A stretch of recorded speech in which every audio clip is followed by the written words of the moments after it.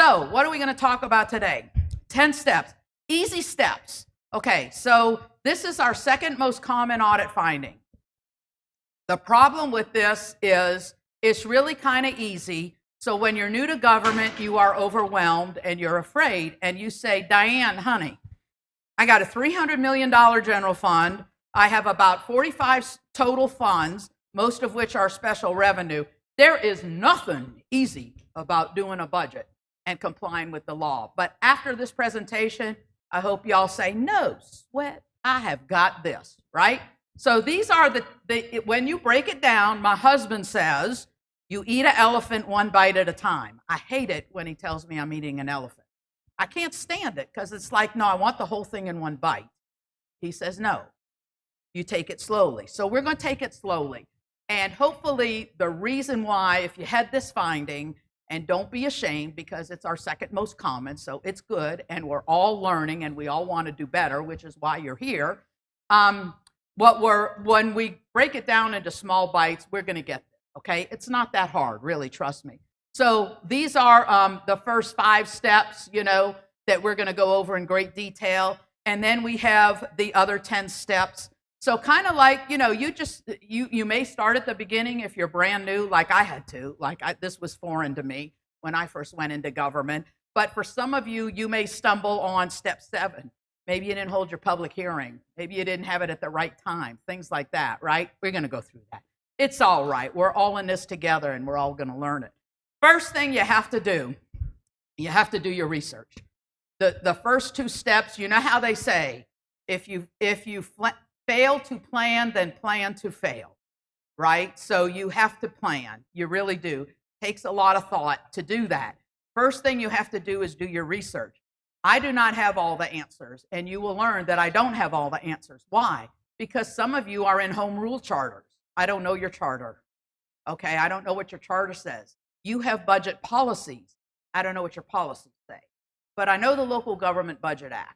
So that's what we're going to talk about, but that's not, and my point is, that's not the end all, the Local Government Budget Act. That's like step 1, right? And you have to dig deeper.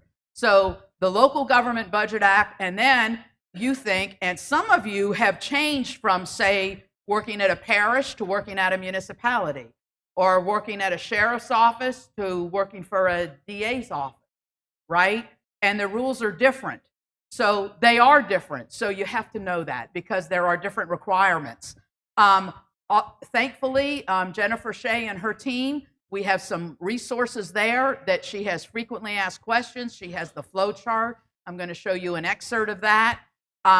Definitely, if you're a municipality, look at the Lawson Act, look at your home rule charter, look at your own policies and procedures, because you can be more strict than the Local Government Budget Act, and you may be more strict. I'm going to point out some places where you have that, right? And then on behalf of payments will get us. I remember having a adversarial phone call with a guy who didn't record the on behalf payments, and he got very mad at me because he had a finding because he was outside of the 5% variance, and he fussed and hooped and hollered and yelled at me. I'm like, you got to have everything. You have to have everything. That's when another government makes payments on your behalf. But what do you have to do? According to GAAP, you have to recognize the revenue and the expense, right? And that feeds into your budget. So short story, budget for those, okay? Different things. Who does the Local Government Budget Act apply to? I would love to say everybody, but I can't say everybody because I did not write the law. The legislators write the law. Lawyers write the law. So there's all these carve-outs. That's what I'm saying. You have to do your research. You have to know different rules for different ones.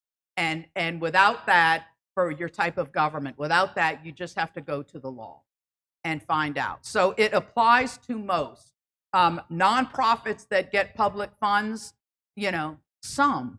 That's the thing. I can't say globally no nonprofit has to follow LGBA because that's not true. Some do, some don't. You have to do your research to know those exceptions.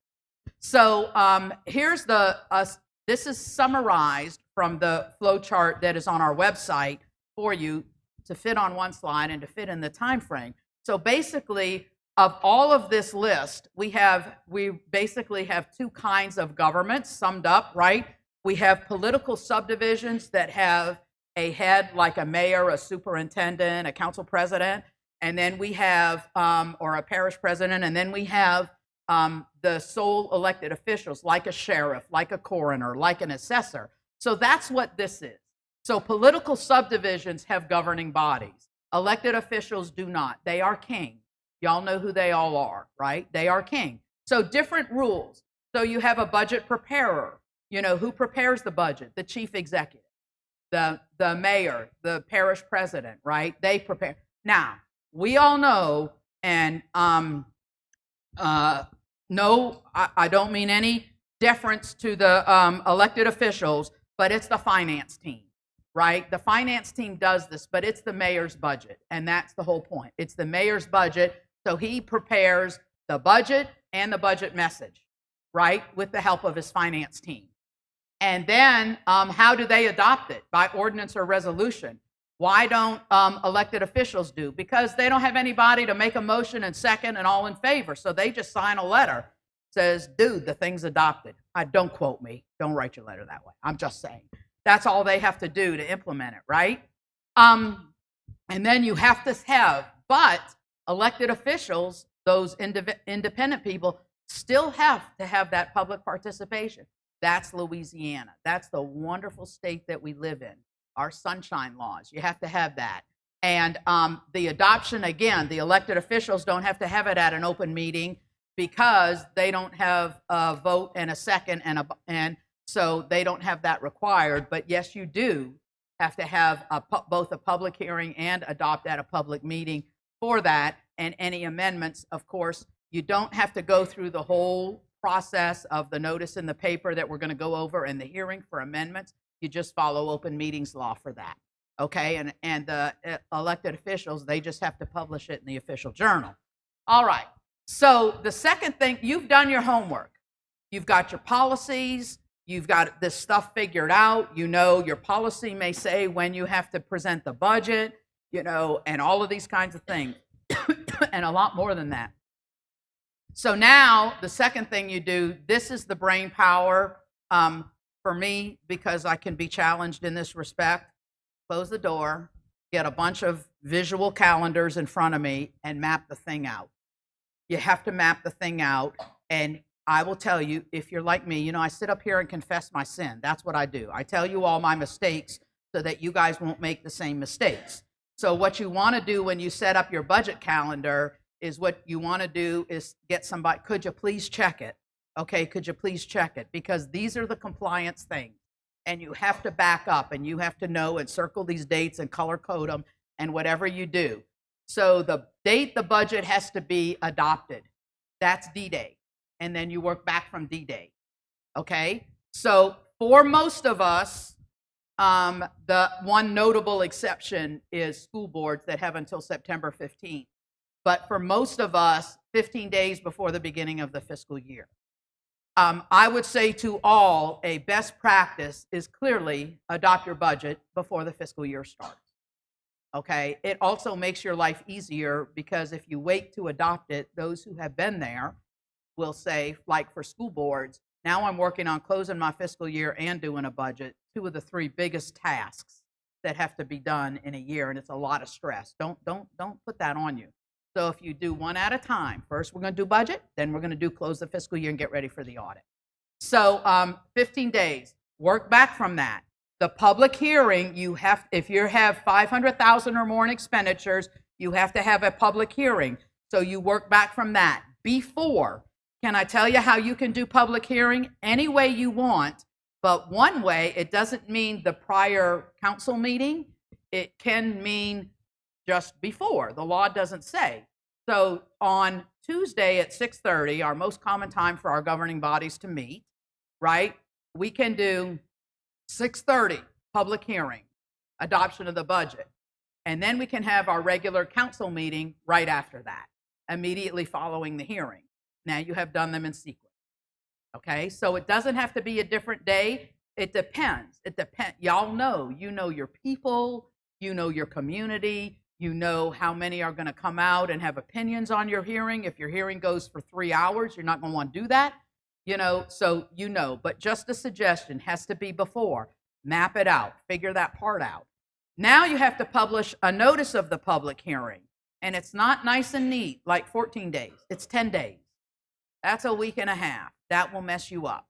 Okay? So that's why I'm saying you need a calendar, you need highlighters and things, and to make sure that it works.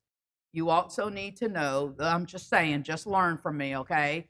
You need to know holidays, days off, throw in a President's Day, throw in, we never meet in November because we always meet that fourth week, and they cancel that meeting, and you have a December 31 fiscal year end. You need all of that. You need all that information. This is just so brainy and the biggest part of your success. So the notice of the hearing, not enough. You have to know the publication deadline. Okay, so let's say your official journal publishes on Tuesday and their publication deadline is the Thursday before. Now you see how this is complicated. Now you have your 10 days and you got to get it the Thursday before for the Tuesday. You need a calendar. It's hard to do. But once you get this and you put those dates and you communicate it to the team, I'm telling you, you're rocking and rolling. The rest is easy.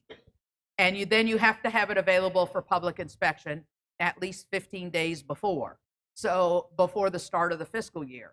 So when do you adopt? 15 days before the start of the fiscal year for most of us. So you see, you have it available the day you adopt. Makes sense.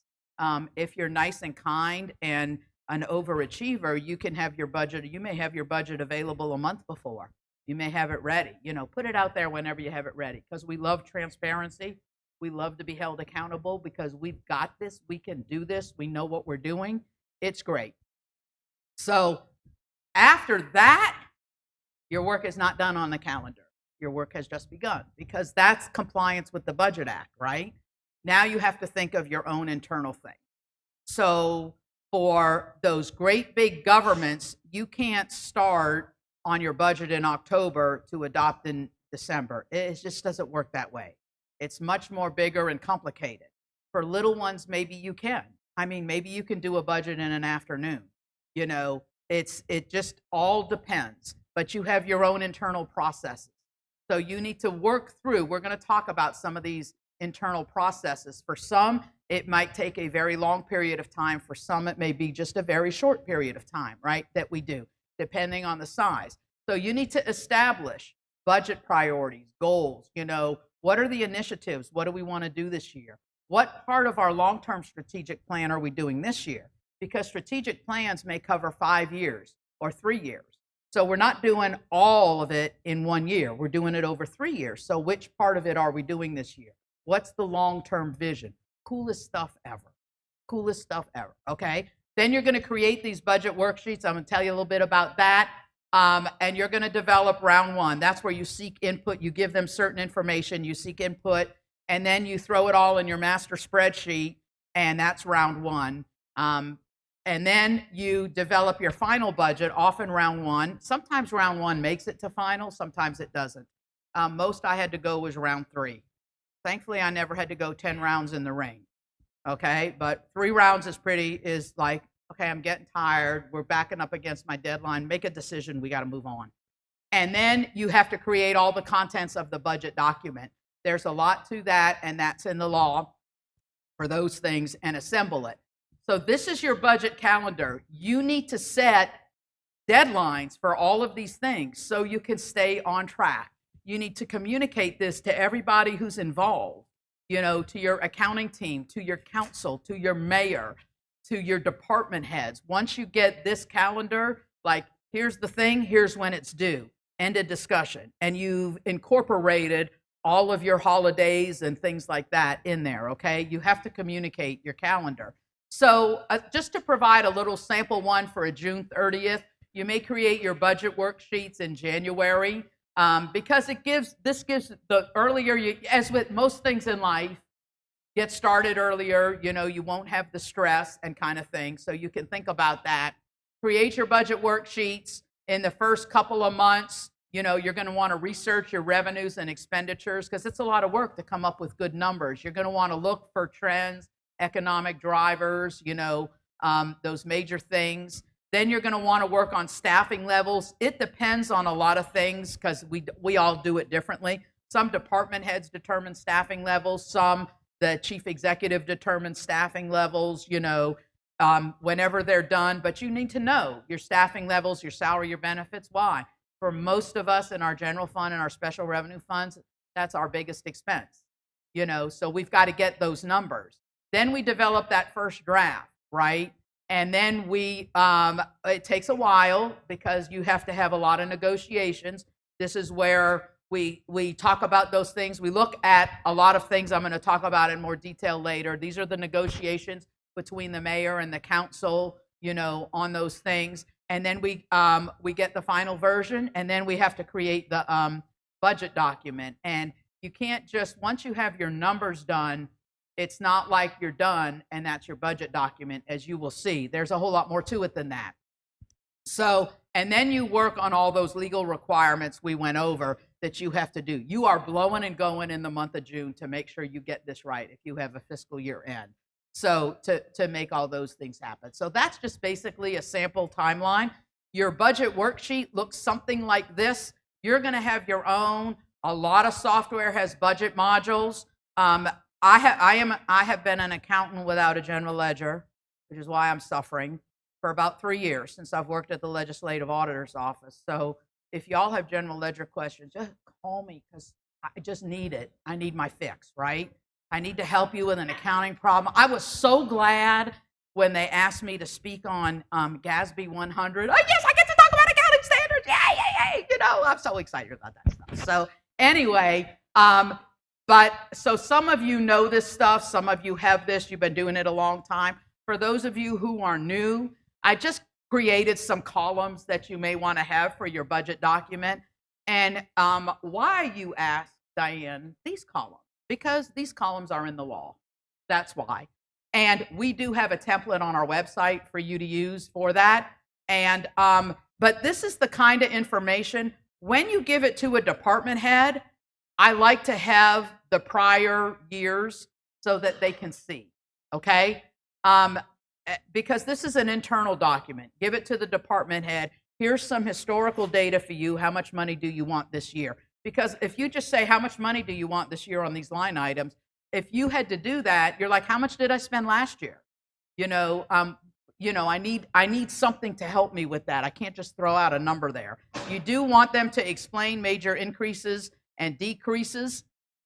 And then you can provide various reports to those. So here's a sample budget worksheet for my own budget. And I just wanted to show you this.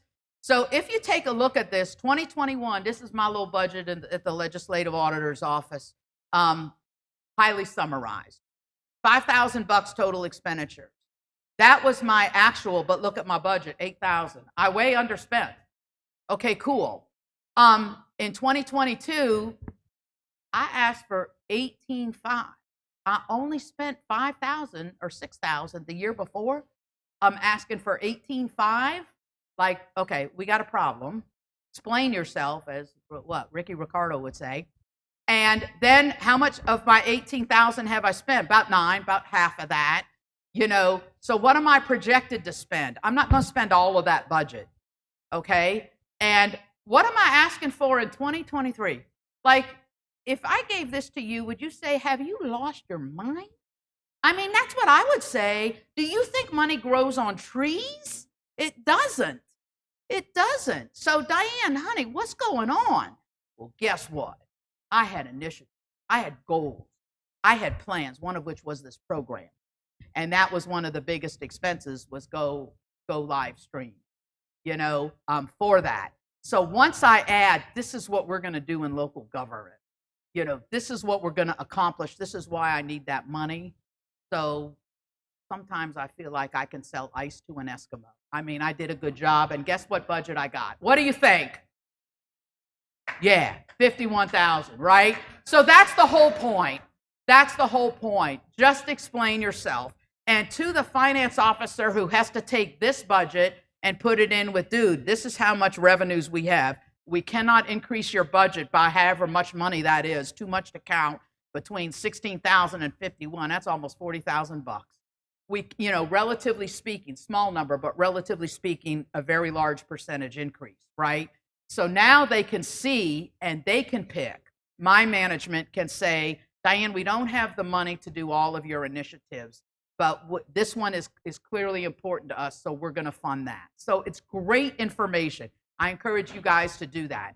All right, you're going to create round one. We're on step 4. You're going to create round one, and if you are like me, you have worked real hard estimating your revenues, you got your expenditures, it's everybody's want list, not their need list, because I wanted $51,000. I had dreams and plans and goals, and when I throw it in the pot, I have a deficit. This is where you have to go look at your policy. This is the most agonizing part of the budget. Where I worked, and I think where I work today, I don't know because I'm not the budget maestro, but expenditures have to equal revenue. Like, no, that dog don't hunt if you go no deficit spending, none of that. So now you have to, as one superintendent said, sharpen your pencil. Diane, you can find about $12 million. Sharpen your pencil. Okay, I'll sharpen my pencil. And we go do that. We fill in those lines, and it's hard, right? And usually you are on the conservative side. You should start out that way. I highly recommend it, but don't be too conservative. Be realistic, okay? Don't be unrealistic. This is very hard. There's a lot of pressure here. Because the mayor needs you to find $3 million to build that community center. And it's just not there. But you bring that to the mayor and the council and you say, it's just not there. But here are some numbers. And so if you want to nix this program or delay this to another year or, then that can be. But that's not a finance director's decision to make, right? That we just calculate the numbers, we give it to them, they can make those decisions. So this is really, really hard. We do need to provide that information. There again, Local Government Budget Act, revenues itemized by source, expenditures by agency, have your financing uses, and then, look, there's no other way to say that, and I'm going to say it loud and clear. If expenditures and other uses exceed revenues and other sources, you are deficit spending. Just do the math on that, and that is not sustainable. However, there are very good reasons to deficit spend. I've been there, done that. And the main reason is you've been saving fund balance because you don't want to borrow money and you have enough fund balance to build your community center. So you're going to budget that $3 million and you're okay deficit spending because you've been saving for 5 years to have that money, and the day has come and it's a new day in your community when you get that thing built, right? So there is a reason to deficit spend. So the Local Government Budget Act requires us to have a summary budget and requires us to have a detailed budget. This is your summary budget. So this is just an example. You can see very high level. Now, under expenditures, I combined a bunch of things on one line because I don't want to give you eye strain. And so you can see that, but really those would all have separate lines. But you can see for this one that how you separate out the things at a high level. Why is the summary so good? Because I can look on one page, summary, one page, and I can go all the way down to what you end up doing on your one-page summary. You calculate your excess or your deficit, you put beginning fund balance, you put ending fund balance, okay, on that. Now look at this government. We've got, this is in millions of dollars. I don't want you all sweating like how do they exist and how much does the mayor get paid? It's not like, this is in millions of dollars, so we could keep it simple and show you the concept. So total revenue 64, total expenditure 68. Okay, so let's look back. You see that top line on taxes? Here's the summary of what that looks like. Okay, so in your detailed budget, you break it all out. You're like, aha, that's where I live. That's where I live. And this has to be given to your governments as well. Why, Diane? A lot of work. They don't know. They don't know what they're reading because we love transparency in Louisiana. We love transparency. And you know what? This is not Diane Allison's personal budget. Y'all just don't tell my husband some things. Like, if y'all swear to secrecy? Okay. I budget $200 a year for speeding tickets. Don't tell him. He has no clue. So in the budget line item, it's buried somewhere. The best place I bury it in my personal budget is under taxes. Because then he gets to gripe about how much taxes we pay. And I'm like, yeah, I know, that's a lot of taxes, isn't it? Got a couple speeding tickets in there. I'm just saying, we love transparency, right? We do. So that's why we break these things out. It helps to keep it in my little mind. If I had this government, I've got 3 different kind of taxes. You know what that means? I've got 3 funds. I have to keep it straight in my mind, or probably this is all general fund. So I have to keep straight. I do not want to go to jail, neither do you. 62 years, never been in jail with 2 exceptions. Can I tell you my exceptions? Okay. Exception number 1, when I went to visit Alcatraz in San Francisco. Exception number 2, long ago and far away when we used to go and give out Bibles. A very rewarding experience for that. But those are my 2 exceptions. So for the most part, I want to do it right. I want to follow. I want to make sure I get my sales taxes in the right place, use them for their intended purposes. So this one has 3 codes for the different sales tax so that you can prove that you did nothing wrong and everything's good. So that's basically what it looks like. This is that highest level. This is that 1 page so that you could see the whole thing, you know, of what this government is doing. They do have other financing uses. They have a change in fund balance. Again, you know, is that right or is that wrong for me to say I need more information? Face value, no, I don't like that. But there could be very valid reasons in your community why you're doing that. So this is the hardest slide. This is a very, very hard step. Look at your policies and procedures, okay? So you have to arrive at a structurally balanced budget. Okay, Diane, what does that mean? All kind of people define it differently. Yours may be defined in your policy, okay? So the official definition of structurally balanced focuses on those recurring revenues and those recurring expenditures. And what does it say? Your recurring expenditure should not be more than your recurring revenue, okay? Doesn't always work for us, but it's a nice thought. Okay, so we're about to have the Summer Olympics, so that's the gold medal right there, okay? Second choice, I can't do that. I have to bring in some of those one-time sources, right? I got to bring in some of those things. So what does that mean? That expenditures and other uses of funds, because now I do not exceed revenues and other sources. So I'm getting maybe some insurance proceeds from some damages to my building, okay? I'm getting some, maybe selling surplus property, you know, whatever those other ones are, right? I've got to bring those guys in. Okay, on our Olympic podium, that's our silver medal. It's very, very good. It's very good, a great place to be. I don't even want to say it's on the podium, but for many of you, you will say, I'll take the bronze. I'll take the bronze. And the bronze is just don't spend your fund balance for operation. So what you do is you have a fiscal policy that talks about the situations, a fund balance policy.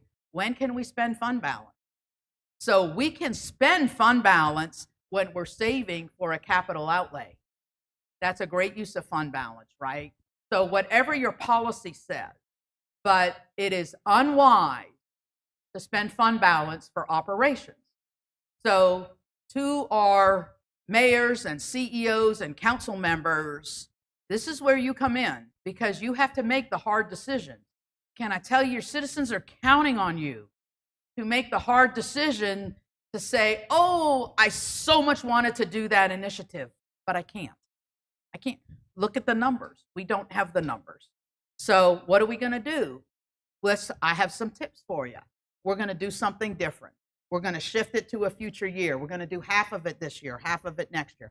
Whatever we're going to do, right? So the Local Government Budget Act, this is why you're here, right? The Local Government Budget Act says that your total proposed expenditures cannot exceed two things: your estimated funds available plus your fund balance. So you can use fund balance. Now, those of us who have been through COVID, most of us have, right? We use fund balance because that was so unforeseen. Anybody who's been through a natural disaster, you probably use fund balance. Using fund balance isn't the end of the world. Have a good, strong policy that says what your fund balance minimum needs to be and stick with that and make the hard decisions every year. Do not kick the can down the road. Be responsible, be adult, okay, and make those hard decisions. It will just benefit your citizens, your community, everything in the long run.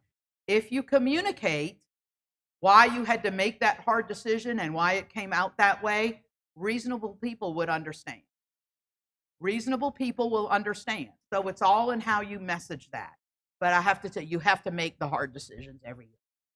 Okay, we have some tips. We talked about being realistic. You do need to think about inflation.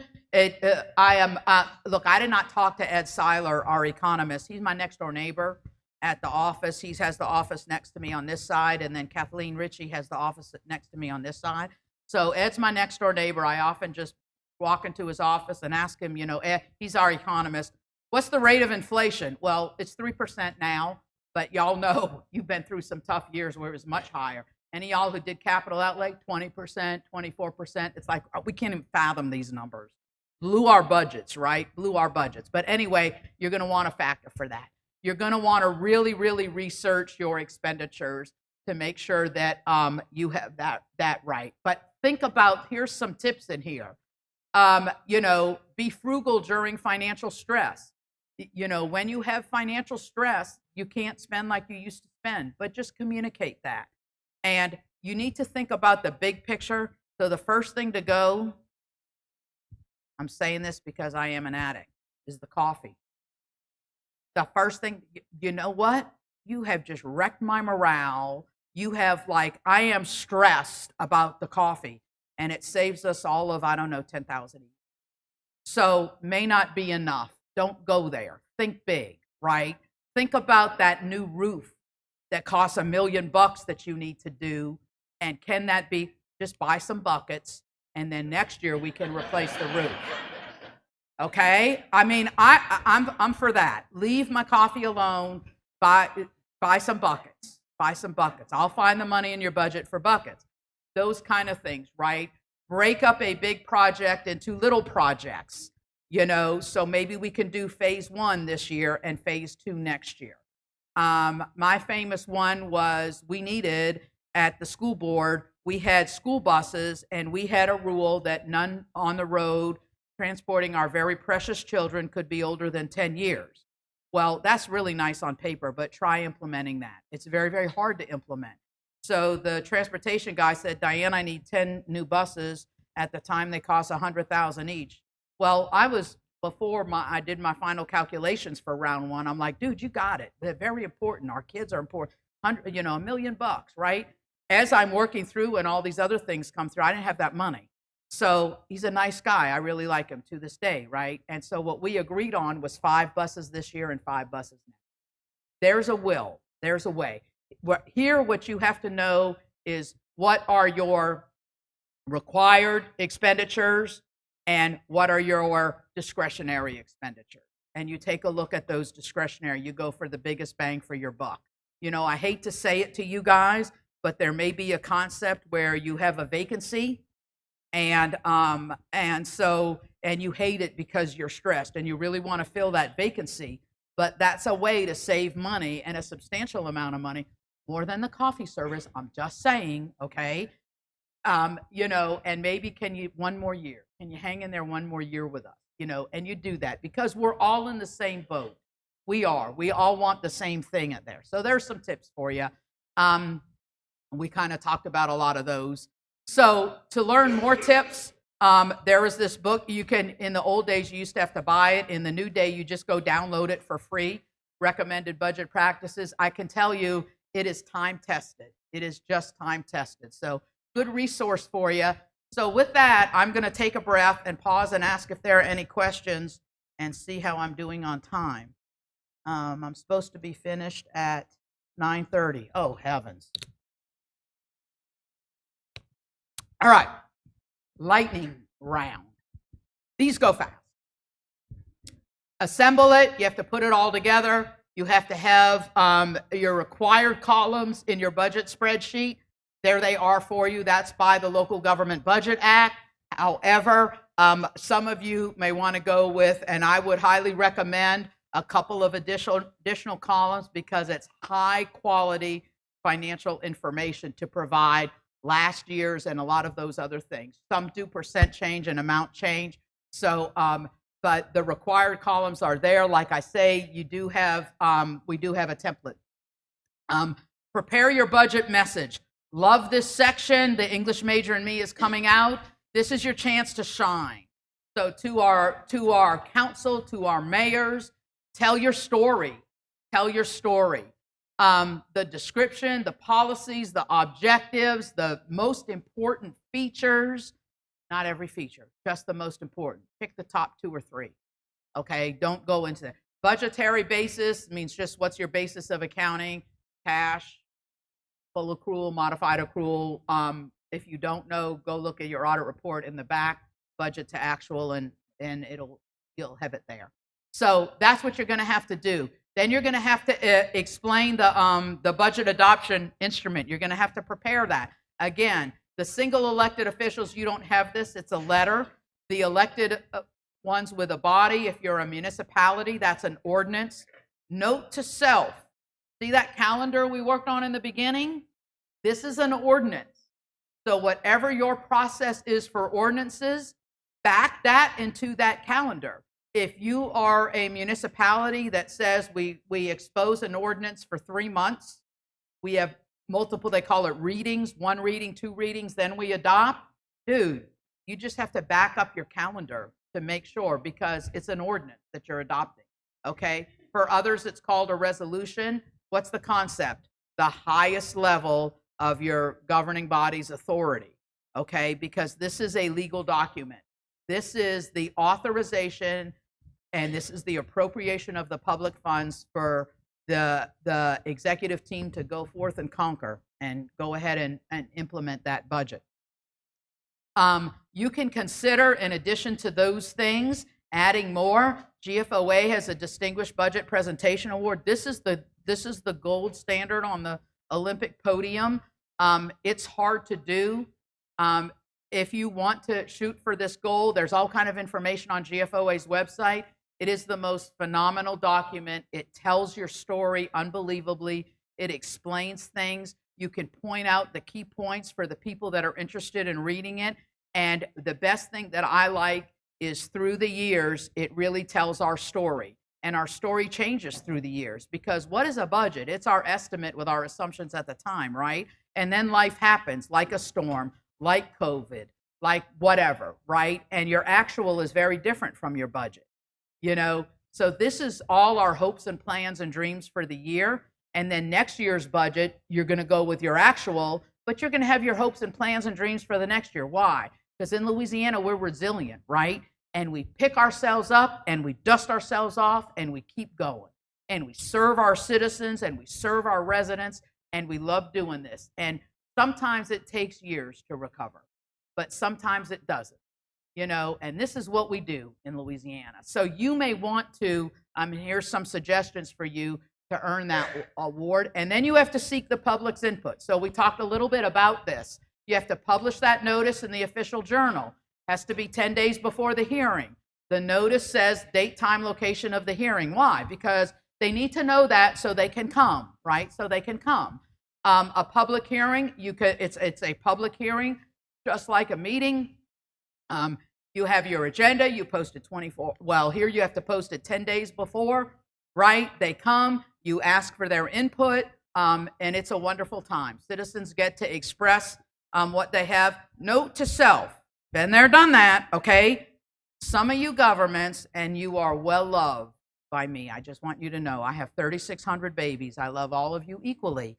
But some of you governments, nobody ever shows up to your public hearing on your budget. Well, but you love your government and where you work.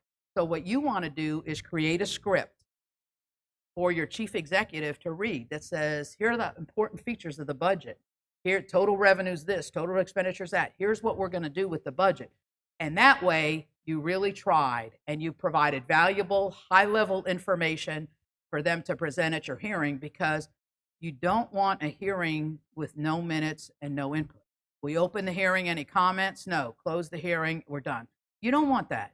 That's not, so have a script and have that even then for that so that you can show.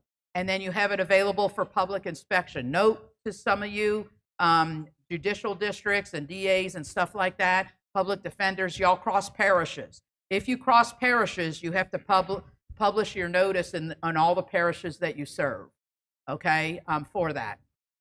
Have it available for public inspection in all the parishes that you serve. Okay, provide it to the governing body when it's ready.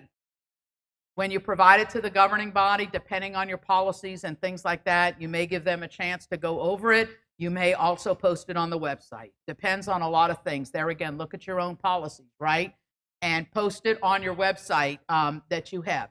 Have a few printed copies. Some of you may have tons, and mostly it's paper in some of your communities. In other communities, everybody just logs on, goes to our website. There's the budget for that. So also, this is an opportunity. This is not a standard thing, a task we have to do. It's a wonderful opportunity to talk about the future and have your hope and share your vision. So go say on social media and blast it, hey, y'all, the budget's there. And give them a little hook, like, see if you can name who's the first person who can name our major initiative for the next year. We'll give you a certificate, because we can do that, the AG says, with public funds. So have fun with it, right? And promote it. It's a great thing in your community to do. You do have to adopt, and here are all the exceptions. So for the most part, you have to adopt at least 15 days before the fiscal year, before the start of the fiscal year. And then you do certify completion of the action. All right, let me just tell you all this. You have to put a notice in the paper that says we completed all the action. Do not use the words, woohoo, we are done. Not the right one, okay? But that's what you want to say, all right? So there you go. Certify completion in there. The work is not done. You need to monitor. We have a statewide AUP. You have to monitor. Why? Because if you keep reading in the Local Government Budget Act, if you have expenditures or revenues that have a 5% or greater variance, you need to amend your budget. That's why you have to monitor. Don't get caught with the 15% variance. What you need to do monthly. This is for your own good, okay? This is like that nasty tasting cough syrup. You take it, it's for your own good. You will feel better. So to help you with that, here's a sample budget to actual comparison schedule that you can do. So some will take their annual budget and budget a certain amount every month. So this is an example of that for the month of February. Here's my actual, here's my budget, and then I have both of my variances. And then, because some people see like $1 million and they go ballistic, but if it's like 2.2%, like, dude, don't fuss over $1 million. I mean, really? Who does that? So that's why you have both of those. Put it in perspective. And then you do same for your year to date, right? But some of us aren't there yet. So for those of us who aren't there, this is what we're going to do. We're going to have our February, and then we're going to have our year to date actual. And then we're going to have our annual budget, and then we calculate the amount remaining. Okay? So either way works in your community, just to do that. And then you have that 5% variance. Okay, so this is what you have to do. You cannot amend your budget after the fiscal year has ended. Okay, so it's March of 2024, and you have a December 31 year end. Do not amend your 2023 budget. That ship has sailed. Dude, it's gone. So you're going to have a variance. And this is where some people mess up, really. You have to amend in the year. That's why the monitoring is so important, to watch for that 5% variance. Okay, and then the steps to amend, it's just follow your open meetings law. Pretty easy for that. Now, with that, I think you guys are budget gurus.